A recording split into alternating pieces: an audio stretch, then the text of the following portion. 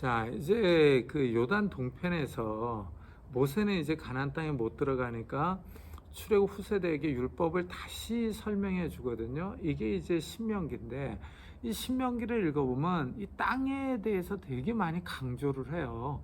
근데 이제 특히 땅과 율법과 밀접한 관련이 있는 것을 얘기를 합니다. 그래서 이제 이런 점들이 아주 중요한데, 땅과 역사에 땅과 역사. 특히 이제 신명기 4장이 아주 의미가 있어요. 왜냐하면 이 신명기 4장을 읽어보면은 이 율법과 땅과 이스라엘의 역사가 밀접하게 관련이 되어 있는 이런 모습을 볼 수가 있거든요. 자, 신명기 4장 한번 봐보세요. 이 신명기 4장과 5장은 모세가 이 시내산 사건을 회고하는 그런 형식으로 주어졌는데, 이제 특히 신명기 4장에서 이 호렙산 사건을 언급을 해요. 호렙산 사건을 언급을 하면서 이 호렙 시내산 사건에서 하나님께서 현현하셔서 십계명을 말씀해 주시고 하나님께서 이 율법을 말씀하시는 것을 언급을 해요. 그러면서 이 우상을 만들지 말라라고 얘기를 합니다. 자, 여기 한번 봐보세요. 신명기 4장 11절부터 한번 봐보세요. 너희가 가까이 나와서 산 아래에 서니 그 산에 불이 붙어 불길이 충천하고 어둠과 구름과 흑암이 덮였는데, 여호와께서 불길 중에서 너에게 말씀하시되 음성뿐이므로 너희가 그 말소리만 듣고 형상은 보지 못하였느니라. 그러죠? 자, 그러니까 하나님께서 현현하셔서 말씀하셨는데 형상은 보지 못한 거예요. 그리고 음성만 들은 거죠. 이래서 우상을 만들지 말라라는 거예요. 자, 그래서 여기 한번 보세요. 이 15절.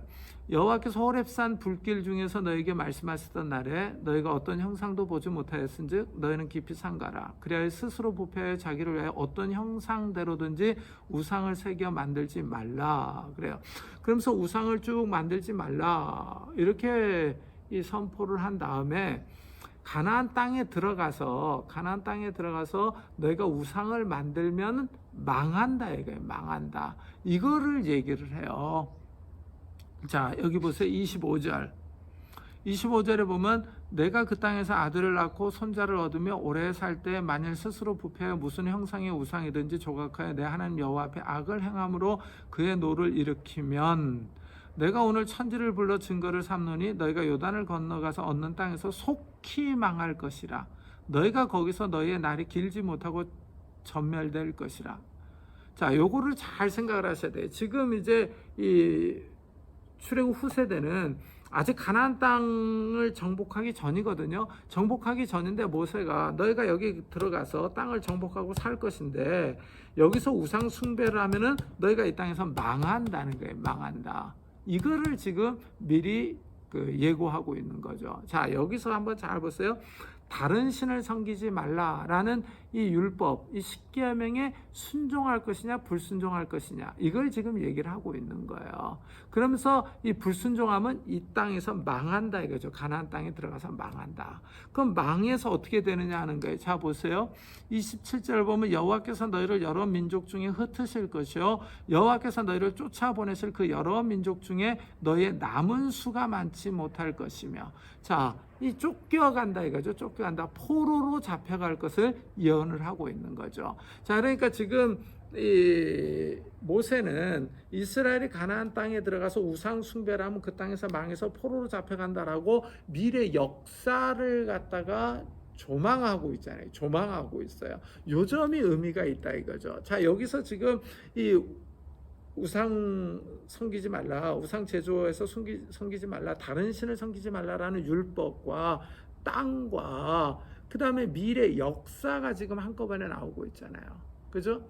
그래서 요 주제가 아주 중요한 거예요. 요 주제가 왜냐면은 여호수아서부터 열왕기하까지를 읽는 관점이 되고 있잖아요. 관점이 되고 있어요. 지금 여기서 우상 숭배를 하면은 이 나라가 망해서 포로로 쫓겨갈 것이다 라고 지금 모세가 예고를 하고 있는데, 지금 이스라엘의 역사가 이렇게 나아갔잖아요. 그죠? 그래서 열왕기하를 읽어보면은 이 이스라엘은 아수르에 망했고 이 유다는 바벨론에 망해서 다 포로로 쫓겨갔잖아요. 포로로 쫓겨갔습니다. 그래서 지금 이 땅과 역사, 이 다른 신, 율법과의 관계를 지금 설명을 하고 있는 거예요. 근데 여기서 또 보세요. 29절. 그러나 내가 거기서 내 하나님 여호와를 찾게 되리니 만일 마음을 다하고 뜻을 다하여 그를 찾으면 만나리라. 이 모든 일이 내게 임하여 환난을 당하다가 끝날에 내가 내 하나님 여호와께로 돌아와서 그 말씀을 청종하리니. 그러죠? 내 하나님 여호와는 자비하신 하나님이심이라. 그가 너를 버리지 아니하시며 너를 멸하지 아니하시며 내 조상들에게 맹세하신 언약을 잊지 아니하시리라. 자, 여기서 지금 뭘 지금 얘기를 하고 있습니까? 이스라엘이 쫓겨간 땅에서 회개하고 돌아오면 회복해 하실 것을 지금 말씀하고 있잖아요. 자, 이게 의미가 있다라는 거죠. 왜냐하면 이스라엘 역사가 실제 나라가 망해서 포로로 쫓겨갔다가 다시 귀환했잖아요. 지금 신명기 4장에서 이스라엘의 역사를 갖다 쫙 조망하고 있는데 이 멸망과 포로와 회복까지를 얘기를 하고 있잖아요. 이래서 신명기 사가의 역사 뭐 이런 얘기가 나오는 거예요. 신명기적 역사 이런 얘기가 나오는 이유가 바로 여기에 있는 겁니다. 자, 이래서 이 가나안 땅과 이 이스라엘의 역사가 밀접하게 연결이 돼 있다라는 것을 여기서 확인할 수가 있는 거죠.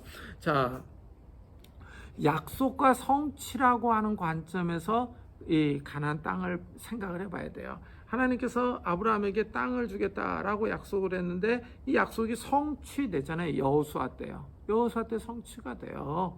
그래서 약속과 성취라고 하는 관점에서 읽잖아요. 근데 모세가 이 시내산 언약과 모압 언약을 갖다가 체결하면서 다시 이 언약의 내용을 얘기를 해주는데 너희가 이 가나안 땅에 들어가서 우상 숭배하면 망해서 쫓겨간다 이거죠.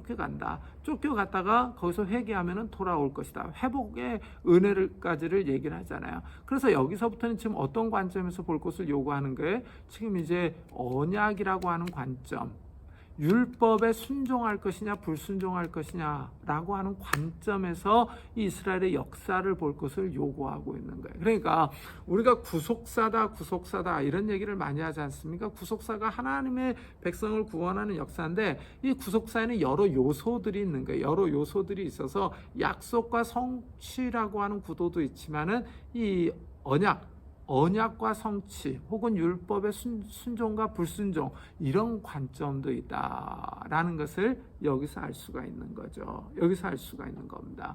그래서 이 신명기 4장이 독특하게 이 율법과 순종 그리고 이 가나안 땅에서의 순종을 얘기를 하는 거죠. 그 다음에 이 순종에 대한 그 번영을 얘기를 하지만 불순종하면은 멸망 그러면서 포로 회복 이것을 예고하고 있다라는 거예요. 이래서 이 모압 언약의 특징 가운데 하나가 복과 저주예요. 복과 저주. 이건 다음 시간에 말씀을 해드릴게요. 자, 이래서 이 땅과 역사가 밀접한 관련이 있다라는 거예요. 그렇죠. 이스라엘의 역사는요, 땅과 관련해서 볼 수 있는 거예요. 땅을 차지하기 이전의 역사, 그다음 땅을 차지한 이후의 역사, 그다음 땅을 상실한 역사. 다시 땅을 차지한 역사, 또 상실하잖아요. 상실한 역사. 그 다음에 또 저기를 했잖아요. 참 신기하죠. 이 땅과 관련해서 이스라엘의 역사가 진행되고 있다라는 거예요. 이래서 이 구속사에서는 이 땅을 뗄래야 뗄 수 없는 요소로 보고 있다라는 거예요. 이런 구속사적인 접근이 26장에 잘 나와요. 자, 신명기 26장 한번 봐보세요. 신명기 26장. 자, 신명기 26장이 그 게르하르트 폰 라트가 강조했던 이 크레도, 신앙 고백이라고 하는 본문이에요. 이 본문을 가지고 구속사를 얘기를 했죠. 폰 라트가. 자, 여기 26장 1절부터 한번 봐보세요. 내 하나님 여호와께서 내게 기업으로 주어 차지하게 하실 땅에 내가 들어가서 거기에 거주할 때 내 하나님 여호와께서 내게 주신 땅에서 그 토지의 모든 소산의 만물을 거둔 후에 그것을 가져다가 광주리에 담고 내 하나님 여호와께서 그의 이름을 주시려고 택하신 곳으로 그것을 가지고 가서, 그렇죠. 그러니까 이스라엘이 이제 가나안 땅을 정복하고 살 때를 전제하고 있는 거죠. 그때를 가정하고 있는 겁니다. 자, 거기서 이제 농사를 지어서 이 첫 소산을 갖다가 이 중앙 성소로 가져가는 거죠. 하나님께서 선택하신 장소, 이 법궤가 있는 장소로 가져가는 거예요. 그래서 이제 거기서 제사장에게 그 제물을 드리면서 얘기를 하는 거예요. 3절 보세요. 그때 제사장에게 나아가 그에게 이르기를 내가 오늘 당신의 하나님 여호와께 아뢰나이다. 내가 여호와께서 우리에게 주시겠다고 우리 조상들에게 맹세하신 땅에 이르렀나이다 할 것이요. 자, 이 땅에 이르렀나이다. 약속의 성취를 얘기를 하잖아요. 약속의 성취를 고백하는 거예요. 그 땅의 소산물을 갖고 와서요. 그 다음에 이제 제사를 드리는데 제사장은 내 손에서 그 광주리를 받아서 내 하나님 여호와의 제단 앞에 놓을 것이며 너는 또 내 하나님 여호와 앞에 아뢰기를. 자, 여기서부터가 그 예배자, 그 토지 소산의 만물을 가지고 온 예배자가 고백하는 거예요. 고백하는 거. 자, 보세요. 내 조상은 방랑하는 아람 사람으로서 애굽에 내려가 거기에서 소수로 거류하였더니 거기에서 크고 강하고 번성한 민족이 되었는데 애굽 사람이 우리를 학대하며 우리를 괴롭히며 우리에게 중노동을 시키므로 우리가 우리 조상의 하나님 여호와께 부르짖었더니 여호와께서 우리 음성을 들으시고 우리의 고통과 신고와 압제를 보시고 여호와께서 강한 소음과 편팔과 큰 위험과 이적과 기사로 우리를 애굽에서 인도하여 내시고 이곳으로 인도하사 이 땅 곧 젖과 꿀이 흐르는 땅을 주셨나이다 라고 얘기를 하는 거야. 자, 5절부터 9절까지요 짧게 얘기를 하는데 이 짧은 이 신앙 고백을 한번 잘 보세요. 이 짧은 신앙 고백이 무엇을 말하고 있느냐 하는 거예요. 이스라엘의 역사를 얘기를 하고 있잖아요. 이스라엘의 역사. 자, 그래서 여기 보면은 이 조상이 이집트 이민 갔다가 학대를 받아서 출애굽을 해서 가나안 땅에 왔다라고 하는 이스라엘의 역사를 짧게 고백하고 있는 거예요. 자, 이게 이제 의미가 있다 이거죠. 왜냐하면은 신약의 성도들이 하나님 앞에 나와서 예배를 드릴 때 신앙 고백을 하잖아요. 신앙 고백을 할 때 무엇을 고백을 해요? 이 사도신경을 고백하는데 그 사도신경의 핵심 내용은 다 보면 예수님에 관한 내용이에요. 예수님의 십자가와 부활과 승천과 재림 그리고 동정녀 탄생을 갖다가 얘기를 하고 있죠. 그래서 거기서 특히 중요한 게 예수님의 십자가와 부활 재림을 강조하고 있는 이런 모습을 볼 수가 있거든요. 자, 이렇게 신약의 성도들은 하나님 앞에 나와서 신앙 고백을 할 때 예수 그리스도에 관한 내용을 고백하는데, 그렇다면 구약의 성도들은 하나님 앞에 예배하러 나와서 무엇을 고백하겠느냐 하는 거예요. 무엇을 고백하겠느냐. 자, 여기에 이제 잘 생각을 하셔야 돼요. 왜냐하면 구약의 성도들은 예수 그리스도께서 아직 성육 신학이 전이잖아요. 성육 신학이 전이고 십자가의 사건과 부활 사건도 아직 일어나지 않았잖아요. 이거는 구약에 감추어져 있는 계시잖아요. 자, 그러면은 구약의 성도들은 무엇을 고백했겠느냐 하는 거예요. 무엇을 고백했겠느냐. 이들은 하나님 앞에 나와서 역사를 고백하는 게 역사를 고백하는 겁니다. 이게 의미가 있다라는 거예요. 자, 그러니까 이 역사를 고백하는데 이 짧은 역사가 창세기부터 여호수아까지 혹은 더 나아가서 열왕기하까지의 역사를 고백하고 있잖아요. 자, 이래서 이것을 구원 역사라고 부르는 게 구원 역사. 왜 구원 역사라고 부르냐면 이집트에서 고난을 당할 때 하나님께서 구원해 주었다 이거죠. 구원해 주셨고 가나안 땅을 주셨다 이거예요. 자, 그러니까 구약 신앙 고백에 있어서 가장 중요한 사건들이 뭐예요? 이 출애굽 사건과 가나안 땅 사건이다 라고 하는 것을 여기서 알 수가 있는 거죠. 자, 여기서 출애굽 사건이 여기 한번 보세요. 6절, 7절, 8절을 차지하고 있는 거예요. 그러니까 5절부터 9절까지 요 짧은 그 본문 속에서 이 5절 속에서 무려 3절이나 이 출애굽에 대해서 할례를 하고 있는 거예요. 자, 그러니까 출애굽 사건이 이들의 가장 중요한 구원 사건이다라고 하는 것을 여기서 알 수가 있는 거죠. 그러니까 이스라엘 신앙의 가장 핵심적인 사건이 뭐냐? 당연히 출애굽 사건이에요. 출애굽 사건. 그리고 가나안 정복 사건이에요. 자, 이것을 갖다가 고백한다 이거죠. 고백한다. 이것을 구속사라고 부르는 거예요. 구속사. 그래서 이 폰 나트가 이 이야기를 함으로 인해서 이게 아주 유명한 본문이 됐죠. 유명한 본문이 됐어요. 자, 근데 여기서 한번 잘 보세요. 이런 이스라엘이 신앙 고백을 하는 그 문맥이 어떤 문맥이냐는 게 어떤 문맥? 예배잖아요, 예배. 이래서 예배가 중요하다라는 거예요. 아까 제가 그 출애굽의 목적도 예배하기 위해서 아바드 동사를 설명해서 말씀드렸죠. 이거 보면은 다 이 예배, 하나님 경외로 나아가고 있는 이런 모습들을 볼 수 있다라고 말씀드릴 수 있죠. 그리고 여기서도 중요한 게 이 역사인데 이 역사가 땅과 관련된 역사잖아요. 땅과 관련된 역사. 이래서 이 땅과 역사가 아주 밀접한 관련이 있다라고 말씀드릴 수 있는 거예요. 자, 계속 지금 제가 땅에 대해서 말씀을 드리고 있는데 이 땅은 약속의 땅이죠. 약속의 땅. 이 약속의 땅이면서 또한 언약의 장소죠. 언약의 장소예요. 그래서 신명기를 읽어보면은 이 땅은요, 하나님이 주시는 땅이에요. 주시는 땅. 그래서 나탄이라고 하는 동사에 주다라고 하는 동사가 그렇게 많이 나와요. 하나님께서 주시는 땅으로 많이 나와요. 그래서 하나님께서 이스라엘에게 땅을 주시는 분으로 나옵니다. 그래서 이 땅은 이 하나님께서 주시는 선물이죠. 선물. 이래서 이 땅을 이제 기업이라고 그러는 거죠. 상속재산. 상속재산으로 얘기를 하는 거예요. 기업. 하나님으로부터 유산을 물려받는 거죠. 근데 이 땅이 좋은 땅이라고 그러잖아요. 좋은 땅. 가나안 땅이 좋은 땅이거든요. 좋은 땅.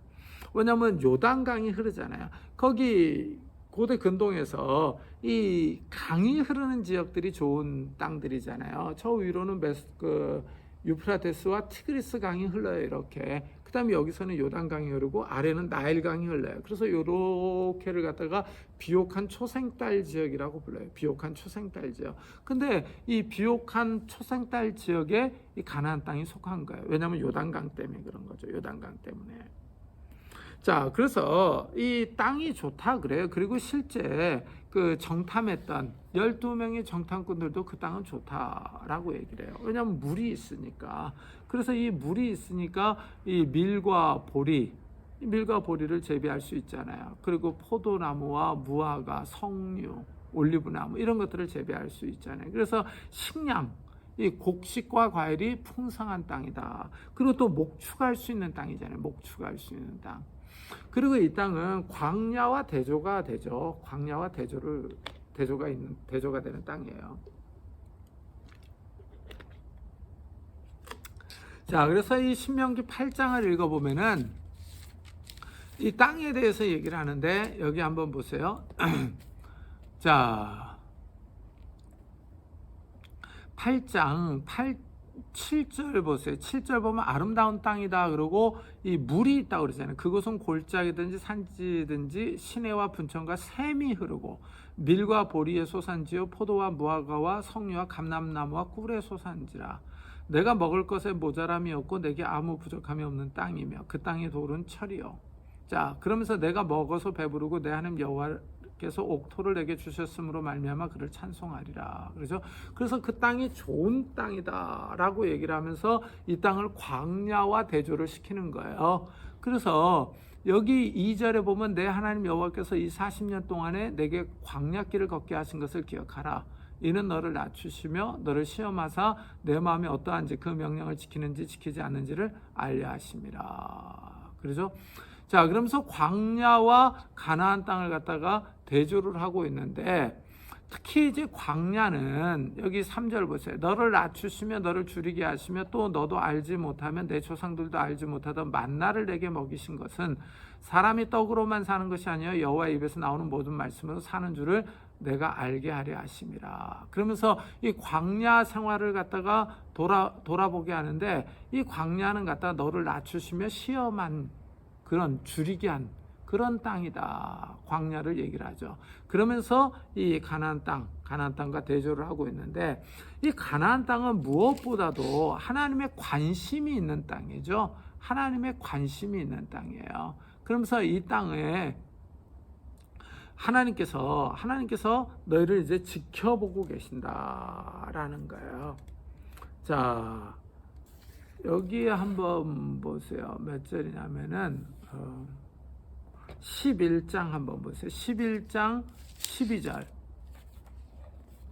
자, 이 땅에 대해서 11장에서 또 얘기를 하고 있는데, 내 하나님 여호와께서 돌보아 주시는 땅이라. 연초부터 연말까지 내 하나님 여호와의 눈이 항상 그 외에 있느니라. 관심의 땅이라 이거죠. 하나님의 관심 있는 땅, 여호와의 눈이 지켜보고 있는 땅, 이렇게 얘기를 하고 있죠.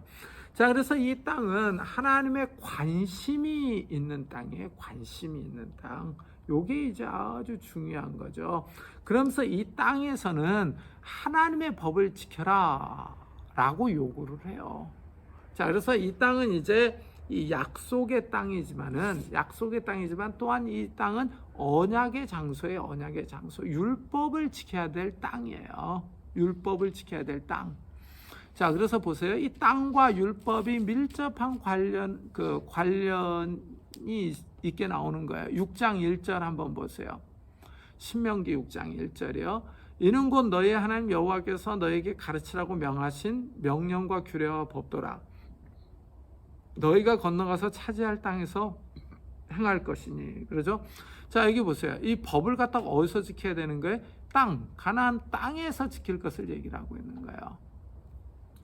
자, 이래서 가나안 땅은 하나님의 법을 지킬 것을 요구하는 땅이 언약의 장소예요. 언약의 장소.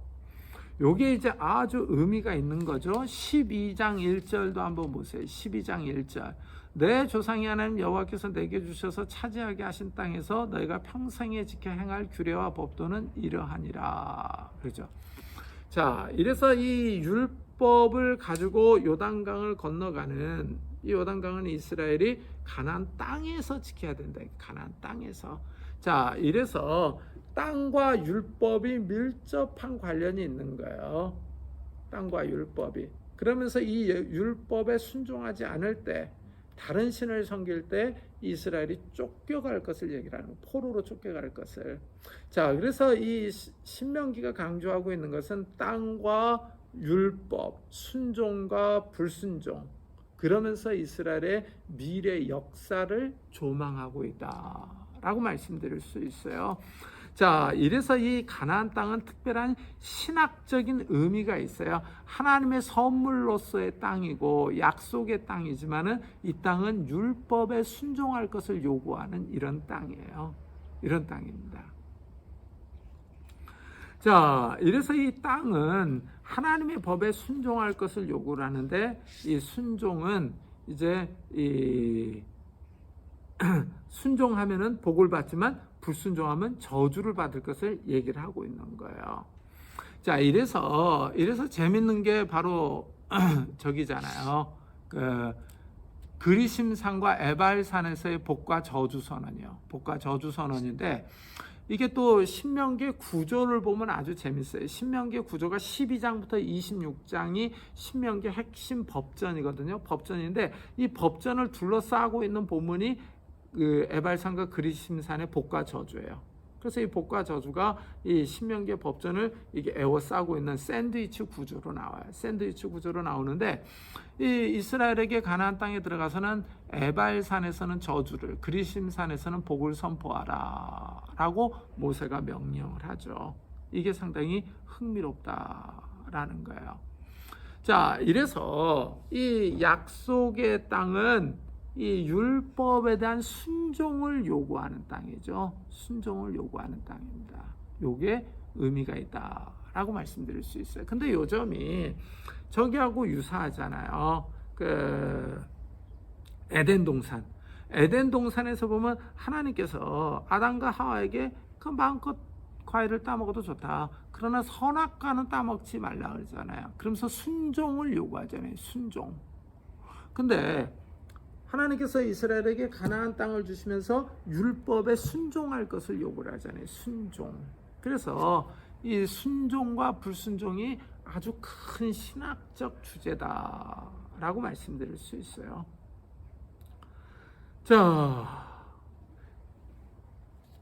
여기 이제 땅인데, 자, 그렇다면 이제 이 모압 언약과 이제 시내산 언약과의 관계가 이제 중요하겠죠. 관계가 중요한데, 자, 여기 한번 봐보세요. 신명기 29장 1절이요. 신명기 29장 1절에 보면은 호렙에서 이스라엘 자손과 세우신 언약 외, 그러죠. 언약 외. 그러니까 시내산 언약이 있는 거예요. 호렙산 언약이요. 여호와께서 모세에게 명령하사 모압 땅에서 그들과 세우신 언약의 말씀은 이러하니라. 모압 땅에서 세우신 언약의 말씀은 이러하니라. 그래서 모압 언약이 있는 거예요. 모압 언약. 자, 이래서 이 시내산 언약과 모압 언약과의 관계가 이제 중요한 겁니다. 관계가 중요한 건데, 자, 여기 한번 봐보세요. 이 5장이요. 신명기 5장. 신명기 5장 2절, 3절이 이제 의미가 있는데, 보세요. 2절이요. 우리 하나님 여호와께서 호렙산에서 우리와 언약을 세우셨나니, 호렙산 언약을 얘기를 하잖아요. 시내산 언약이요. 이 언약은 여기 여호와께서 우리 조상들과 세우신 것이 아니요, 오늘 여기 살아있는 우리, 곧 우리와 세우신 것이라. 이 표현을 한번 잘 보세요. 지금 이 시내산 언약은 우리 조상들과 세운 것이 아니라 오늘 여기 살아있는 우리와 세웠다 그러잖아요. 요게 그 직역을 해보면요 되게 재밌어요. 제가 여기 169페이지에다가 직역을 해놨는데, 여호와 우리의 하나님이 우리와 호렙에서 언약을 맺었다. 여호와께서 우리의 조상들과 이 언약을 맺지 않았다. 그러나 이들, 오늘날 여기에 살아있는 우리 모두와, 여기 보세요. 우리를 강조하고 있잖아요. 그럼 여기서 지금 우리는 누굽니까? 우리는 지금 이 모세의 설교를 듣고 있는 출애굽 후세대를 의미하거든요. 출애굽 후세대. 가데스 바네아에서 만 20세 이하의 아이들과 광야에서 태어난 세대를 의미하는 거죠. 그래서 여기 살아있는 우리를 강조하고 있는 거예요. 근데 이 살아있는 우리가 호렙산에서 언약을 맺었다 그러잖아요. 요게 흥미롭다라는 거죠. 요게. 왜냐하면은 이 호렙산 언약에서 언약을 맺을 때는, 이때는 다 어린아이들이나 아직 태어나지 않았던 사람들이잖아요. 그죠? 그런데 우리와 맺었다 그래요. 이게 지금 무엇을 의미하는 거예요? 우리 조상들과 언약을 맺지 않았다 그러면서 우리와 맺었다 그러는데, 이것은 이 시내산 언약을 갖다가 이 출애굽 후세대에게 현재화시키고 있는 거예요. 현재화. 역사적 현재화시키는 거죠. 그러면서 이것을 갱신하는 거예요. 갱신하기 때문에 우리와 맺었다라고 해요. 물론 여기 우리에는 지금 이 모세도 있고 여호수아 갈렙도 있죠. 그러니까 이 우리와 맺었다라는 게 의미가 있는 거죠. 그렇지만은 이 주된 사람들은 출애굽 후세대 사람들이니까, 출애굽 후세대 사람들에게 지금 시내산 언약을 적용하고 있다. 쉽게 얘기하면요, 적용하고 있다. 현재화시키고 있다. 라고 말씀드릴 수 있는 거죠. 이래서 이 모압 언약에 십계명이 또 나오는 거예요. 십계명이 2번 나오는 이유가 바로 여기에 있는 거예요. 왜냐하면 십계명이 언약의 핵심이잖아요. 핵심이니까 이 출애굽 세대와 언약을 맺었을 때는 십계명과 언약의 책이 주어졌는데, 반면에 이제 이 모압 언약을 맺을 땐 출애굽 후세대와 언약을 맺는데 십계명과 더불어서 신명기가 주어지는 거예요. 이 안에 이제 새로운 법들이 들어가는 거죠. 새로운 법들이 들어가면서 이 시내산 언약이 역사적 현재화되고 있다. 유효하다라는 것들을 얘기를 하고 있는 거예요. 그래서 이게 상당히 의미가 있는 겁니다. 의미가 있는 거예요. 자, 그런데 이제 여기서 그 시내산 언약에서는 이 장엄한 세레머니가 있었잖아요. 장엄한 세레머니. 그래서 의식들이 있었는데 이 모압 언약에는 의식이 나오지 않아요. 의식이 나오지 않고 갱신하니까 의식은 나오지 않고 맹세로 언약을 맺어요. 그래서 이 모압 언약은 맹세로 세워지는 언약이에요. 자, 다시 한번 신명기 29장을 한번 봐보세요. 자, 신명기 29장에 보면은 12절이요. 12절에 보면 내 하나님 여호와의 언약에 참여하며 또 내 하나님 여호와께서 오늘 내게 하시는 맹세에 참여하여, 여기 보세요. 언약에 참여하여 맹세에 참여해요. 그래서 언약과 맹세가 유사 동의어로 나오고 있는 모습을 볼 수가 있죠. 이 출애굽 후세대가 언약에 참여하는데 어떻게 참여를 하는 거예요? 맹세를 통해서 참여하는 거예요. 맹세로 언약을 맺고 있다라고 말씀드릴 수 있어요. 자, 그리고 이제 여기서 독특한 게 뭐냐면은 언약의 파트너예요. 파트너. 시내산 언약에서는 언약의 파트너들을 그냥 단순하게 얘기를 했어요. 단순하게 백성 이렇게 얘기를 했는데 여기서는 아주 이제 세부적으로 얘기를 해요. 세부적으로. 이게 이제 아주 독특하다 이거예요. 29장 10절 보세요. 오늘 너희 곧 너희의 수령과 너희의 지파와 너희의 장로들과 너희의 지도자와 이스라엘 모든 남자와 너희의 유아들과 너희 아내와 및 내 진중에 있는 객과 너를 위하여 나무를 패는 자로부터 물 깃는 자까지 다 너희의 하나님 여호와 앞에 서 있는 것은, 그러잖아요. 여기 10절과 11절에서 언약의 파트너를 아주 상세하게 얘기를 하고 있잖아요. 그러면서 여기 보세요.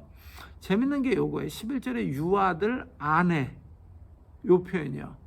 그러니까 이스라엘은 이 숫자를 셀 때 이 여자들과 아이들을 세지를 않았잖아요. 여자들과 아이들을 세지를 않았는데 이 모압 언약에는 어린아이들과 여성들까지 다 포함되어 있다라는 게 아주 의미가 있는 거죠. 아주 의미가 있는 겁니다. 그래서 이게 이제 흥미롭다라고 말씀드릴 수 있어요. 자, 그러니까 이 구약에서 많은 사람들이 이 여자들도 언약에 참여했느냐 이런 질문들을 하거든요. 이런 질문들을 하는데 요 모압 언약을 보면 명확하게 참여를 합니다. 모압 언약에서는요. 그래서 여성들도 여기에 다 포함되어 있는 이런 모습을 볼 수가 있죠. 자, 그러면서 이 객과 이 노동자까지 다 포함하고 있죠. 객과 노동자. 객과 나무를 패는 자로부터 물 깃는 자까지, 그러죠. 근데 이게 나무를 패는 자로부터 물 깃는 자까지 이게 좀 의미가 있어요. 왜 의미가 있냐면은 여호수아 때 보면 기브온 거민들하고 그 언약을 맺어요. 왜냐하면 기브온 거민들이 이제 이스라엘이 가나안 땅을 침입해 들어오니까 살려고 이제 조약을 맺자 그러잖아요. 조약을 맺자 그럴 때 보면은 우리가 먼 곳에서 왔나이다 그러잖아요. 먼 곳에서 왔다 그러면서 곰팡이 난 빵, 해진 옷들 뭐 이런 것들을 보여주잖아요. 낡은 가죽 부대, 물 주머니 이런 것들을 보여주면서 조약을 맺는데 이들이 먼 곳에서 왔다라는 것은 의미가 있는 거예요. 왜냐하면 신명기 20장을 보면은 이스라엘은 가나안 땅 안에 사는 사람들을 다 죽이는 헤렘 전쟁을 해야 되지만 먼 곳에 있는 사람들과는 화평의 조약을 맺을 수 있거든요. 가나안 땅 밖에 사는 사람들과는 화평의 조약을 맺을 수가 있어요. 그러니까 기브온 거민들이 이 이스라엘에게 오기 전에 율법을 연구하고 온 거죠. 율법을 연구하면서 어떻게 하면 우리가 살 수 있을까 하고 연구를 했는데 이 언약의 공동체에 들어가는 건데 언약의 공동체에 들어가려면 먼 곳에서 왔다 그러면서 속이는 수밖에 없는 거예요. 이래서 속이는 거예요. 이래서 이들이 언약의 공동체 안에 들어와요. 그래서 나중에 이제 이 여호수아가 알죠. 가나안 땅에 살았던 이 기브온 거민들이다라는 것을 알죠. 그래서 너희가 저주를 받는다 그래요. 그래서 이들을 가리켜서 여호수아서 9장 23절에 보면은 너희가 대를 이어 종이 되어 다 내 하나님의 집을 위하여 나무를 패며 물을 깃는 자가 되리라 그랬어요. 나무를 패며 물을 깃는 자 그러잖아요. 근데 요게 지금 이 신명기에서 이 다 객과 노동자까지 다 언약의 공동체로 규정을 하고 있었잖아요. 그러니까 나중에 이 기브온 거민들이 들어와서 이방인이었지만은 이 나무를 패며 물을 기르면서 이들이 언약 공동체에 참여하는 자들이 됐다라는 것을 알 수가 있죠. 그래서 여기서 보면 이 언약 공동체 파트너, 언약 공동체 구성원들, 언약의 파트너들을 아주 자세하게 묘사하는 게 이 모압 언약의 특징이다라고 말씀드릴 수 있어요. 그러면서 이 모압 언약의 특징은 또 뭐냐면은 앞으로 오고 오는 모든 세대를 다 포함하는 게 특징이에요. 이게 이제 아주 재밌어요. 자, 14절 보세요. 신명기 29장 14절인데 내가 이 언약과 맹세를 너희에게만 세우는 것이 아니라 오늘 우리 하나님 여호와 앞에서 우리와 함께 여기 서 있는 자와 오늘 우리와 함께 여기 있지 아니한 자에게까지니. 자, 이 모압 언약이 미치는 범위를 갖다가 설명을 하고 있잖아요. 여기 지금 서 있는 사람뿐만 아니라 여기 서 있지 않는 사람에게도 미친다 이거예요. 이게 무슨 말이에요? 앞으로 오고 오는 모든 세대에게 이 모압 언약이 자동적으로 적용이 된다 이거죠. 그러니까 이 앞으로 오고 오는 모든 세대와 이제 따로 이 언약을 맺을 필요가 없는 거죠. 자동이 되는 거죠. 이 땅에 사는 이 이스라엘 사람들과 자동으로 언약이 갱신되는 거죠. 갱신되는 겁니다. 요게 이제 아주 의미가 있는 거죠. 이게 또 시내산 언약과의 차이점들이죠.